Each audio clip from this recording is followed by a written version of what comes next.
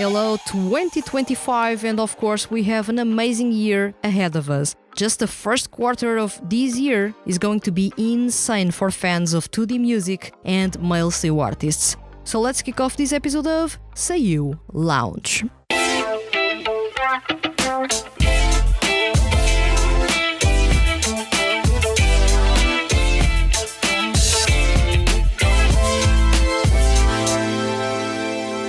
Welcome to SEIYUU Lounge. I am your host Vanessa, and today's episode is all about the most exciting things that are coming in 2025. So we don't have a title for this episode. I will come up with that when I'm working on the SEO for this episode. So yeah, this is an unscripted episode because I want to talk about some of the CDs that are going to be released in 2025, or at least the artists that will be active in 2025. And there is a lot of exciting things going on. So let's go over some of the releases in January, February, and March 2025, which is starting to look like one hell of an amazing year. So let's dive into those. When it comes to January, usually January is a quiet month for male SEIYUU artists and 2D groups. Only in 2022 did we have a really busy January. This time around we are going to have a really busy January, which is a good change. And we have a triple header in terms of high quality, and it comes with Anthos, Sir Vanity, and You Make. This is unbelievable because two of these releases have Kentito, and at the same time two of these releases have Yoshiki Nakajima. This is a really awesome thing. So we have a double dose of Kentito and we have a double dose of Yoshiki Nakajima. Whoever you like the most, you will get twice as much music than usual. So I hope you enjoy it. And if you like both, then January is going to be your month. Really. So yeah, Anthos is back. Anthos is kicking off a new CD series, and now that we already know that Lolody has in some way stopped their activities, I'm not going to say this band because that was not the wording that was used. So let's say they are no longer active. So without Lolody around, the Hanadol franchise is basically putting all its effort onto Anthos. It will be interesting to see how the franchise deals with that, and I'm quite excited to see what Anthos releases next.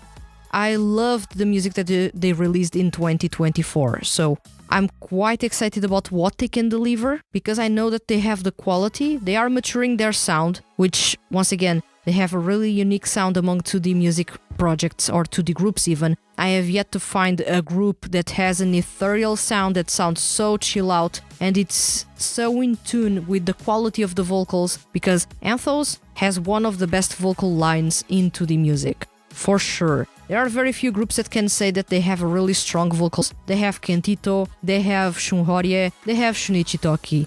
This is an amazing trio leading the way in a group that has so much quality on the vocal end. They are so versatile, they have so much quality, they fit really well together. There's a complete harmony with these 7 voices, and honestly, Anthos has been one of those groups that keeps on surprising me with unique performances, music that actually sounds fresh and no one else is doing. So they stray a bit away from what is considered mainstream, which makes this group a bit niche, but as a result, their music is so unique that you can't help but fall in love with them. They sound really fresh, so you will for sure remember them.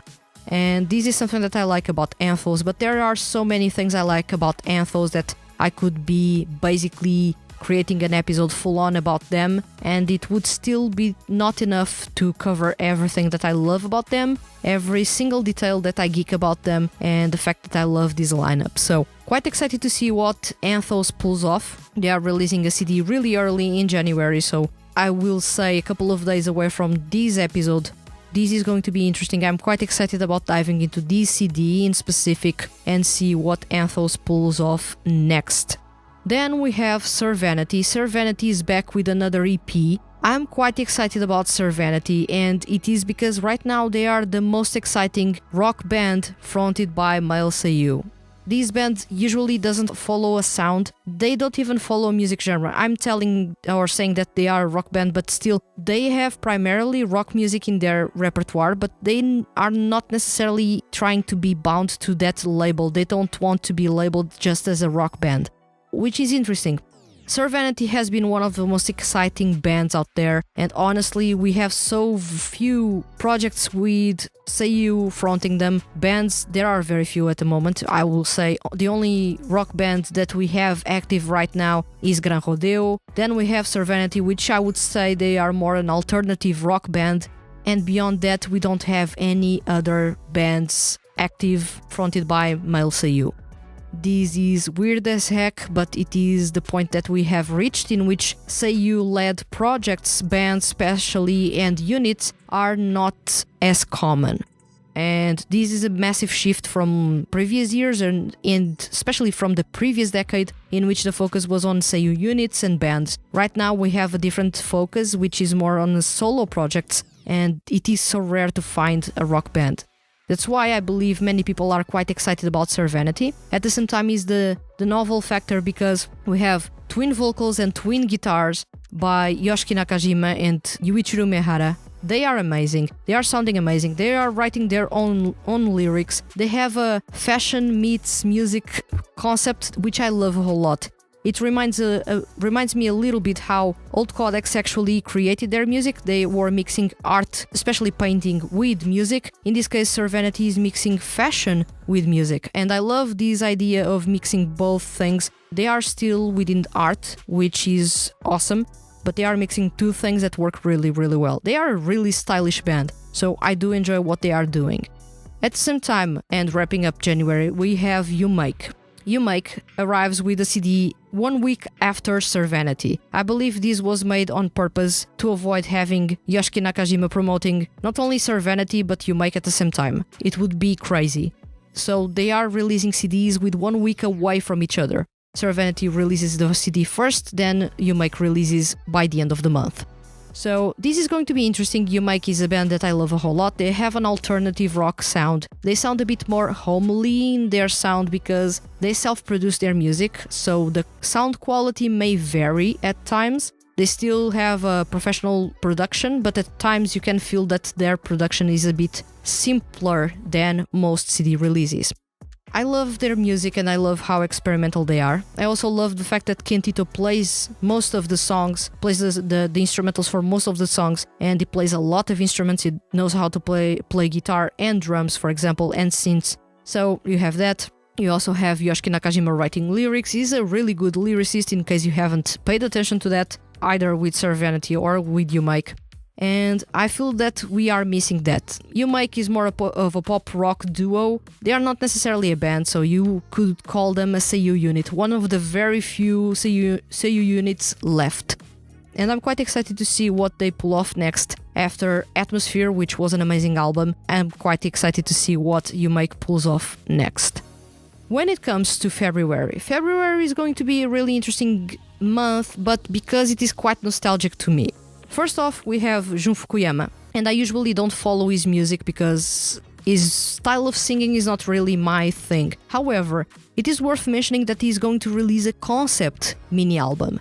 And this is something that may pique my interest early in the month. So I will be picking this one up because concept albums usually attract me a lot because I want to see how a SEIYUU actually creates a storytelling around a theme or a concept that they have devised, either related to music or related to anime or some of their passions. And in this case, the premise about the concept in this CD is quite interesting to me. I would recommend you check the news that I wrote on the website about this specific album and dive a bit into the description that it is added to this concept album. I'm quite interested about checking it out, and this is one thing that I was not expecting to say, that I would be checking Jun Fukuyama's music, because I have not followed his career, I would say, basically since he joined Pony Canyon. I actually followed his music before he was with Pony Canyon, but since he joined Pony Canyon, I haven't checked his music at all. So this will be the very first time. I'm quite interested to see how that concept comes to fruition. Then we have the Dynamic Chord franchise bands shuffling yet again. So we have 4 new shuffle bands. The lineups are quite interesting. My favorite band in the Dynamic Chord franchise is Apple Polisher, and the Apple Polisher members actually were distributed in an interesting way. So I'm quite interested to see how the bass that I love about Apple Polisher will work with a completely different vocalist and a completely different overall sound. So this is something that I'm quite excited. We have 4 shuffle bands, 4 new shuffle bands. They are not the same that were basically created a couple of years back. So I'm quite excited to see what the Dynamic Chord franchise actually comes up with this time around. I haven't checked any previews, but the previews are already out since December, so you may already have checked those. If you haven't, drop by the website and check the article that I wrote about Dynamic Chord's Shuffle Unit CDs, which will drop early in February and as well in March. Then, to wrap up this month, we have Dear Vocalist. The Dear Vocalist franchise is going to wrap up the 8th CD season headliner this month. This is going to be a CD not necessarily about music, but it will have one song. This is a CD focused on the whole vocalists, basically the vocalists at Climax Records. They are all going on a sort of a weird vacation together. I love these kinds of CDs because they are full on with crazy shenanigans. People will for sure mess up Momochi. Momochi is going to basically make a mess of something. Judy is going to yell at someone and create something or some music around something weird that is going to happen. Joshua is going to basically save himself without any kind of issues. Ryodo will basically be looking for a cell phone to actually call his significant other, and A-Dash will be having the best time of his life, while I would say SEIYUU will be thinking about the finances around the trip. So this is going to be crazy. I hope this is going to be crazy. At the same time, that CD includes a song featuring all the vocalists singing, and this is going to be the second all-star style of song that this franchise is going to release. I'm quite interested to see what they pull off. Honestly, the Dear Vocalist franchise is my favorite 2D music franchise, so I'm quite excited about almost anything they can release. So yeah, quite excited. At the same time, March, we arrived in March, and March is a bit quieter, but I can understand why it is quieter, because usually, unless you have been preparing something part of a series, you usually don't announce things for March when you are still in 2024. But we already have 2 big things announced, and in this case we have Kranv, who basically the group is going to release 3rd mini album. I'm so excited about this one because I love Kranv. In 2024, I fell in love with their music even deeper, to the point that actually as soon as ASAP started playing, I basically put pause in that song while I was reviewing, and I went on to purchase their 1st and 2nd EPs. It was basically that, and since then I have been excited about music in the Versus Ambivalence franchise, and particularly about Kranv. Then we have, and to wrap up March, we have Kotaro Nishiyama finally releasing music after what has been, 3 years since he released his last CD, Laundry? I feel that it has been 3 years. It's been a long time, and honestly, I've been missing his unique brand of city pop. He's the only artist among male SEIYUU releasing city pop music. And like I said before, plenty of times, he's a smart singer. He's not a good singer, he's a smart singer. And I love crafty singers because they know how good and how bad they sound, and they tailor the way they sing or the music they have to make their voice sound better. This is being crafty as hell, and I love this a whole lot. Because even if you know that you have some shortcomings when it comes to your quality on the vocal end, and let me tell you, Kotaro Nishiyama has improved a whole lot as a singer, and he has shown that with Quell basically in the Tsuki Pro franchise. But he still lacks a little bit of control at times, and his sound or his tone of voice may not be entirely pleasing to everyone.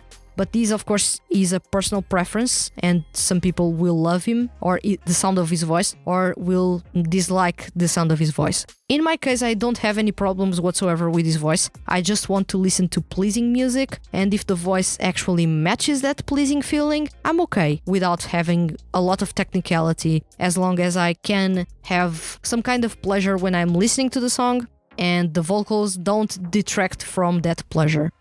What I'm saying is that Kotaro Nishiyama has been quite interesting and smart about the way he sings and the music that he releases. I've said it before, the way he almost whisper sings his music works so well with the tone of his music, which is usually softer, which is usually a bit quieter, which is really fun and focused more on the instrumental than the vocals, but still you have a lot of fun with these performances as a whole. Once again, Kotaro Nishiyama may not be for everyone in terms of style or his voice tone, but honestly, I love his music and I've been saying for a while that I want him to release new music. I don't understand why Lantis is quiet about it. Finally, Lantis took him outside of the dungeon and we have Kotaro Nishiyama releasing music for the very first time in 3 years, which is a lot of time to wait for one CD, in this case another EP, so yeah. These were all the insights that I have and the excitement that I bring about the CDs to be released in Q1 of 2025. So let's go to the outro.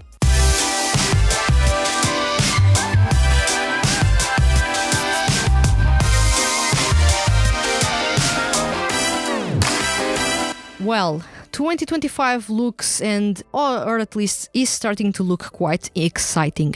Honestly, the only thing missing for me right now is a Toshiki Masuda album, quite possibly a full-length album by Makoto Furukawa and Mamoru Miyano. I believe these will be the artists to release full-length albums this year, and quite potentially Shoya Chiba as well.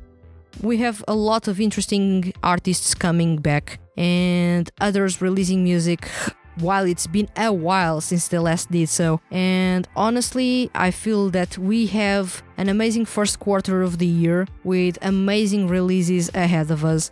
I'm quite excited about diving into those. I hope that by the time that this episode drops I have already reviewed most of the CDs that I had still to review from 2024, which are a lot, but yeah, I'm quite excited about the music that we have in the first quarter of 2025. I hope you are excited about those releases as well. Let me know which is the CD release in the first quarter that you are most excited about, and let me know why you are excited about it. And if I didn't mention the CD that you are excited about, let me know in the comments so that I can check it if I haven't even noticed what it is, or if it is something that I have actually talked about or written about.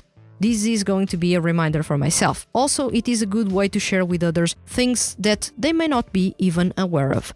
I hope you enjoyed this episode. Of course, if you have any kinds of comments, leave those in the comments below. And as usual, I need to go to the script because I don't remember the last part of this episode. So yeah, remember, leave your comments as complex or as simple as they may be, and you can be featured on upcoming episodes of SEIYUU Lounge. If you enjoyed this episode and don't want to miss the THTFHQ's weekly male SEIYUU and music-related content, hit the subscribe button. And if you are listening to this episode on a podcast listening platform, please consider following the podcast and leaving a review.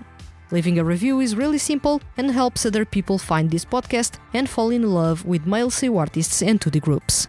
I'll return next week with another episode of SEIYUU Lounge. Happy New Year, and thank you very much for listening to this episode, and I'll see you guys around.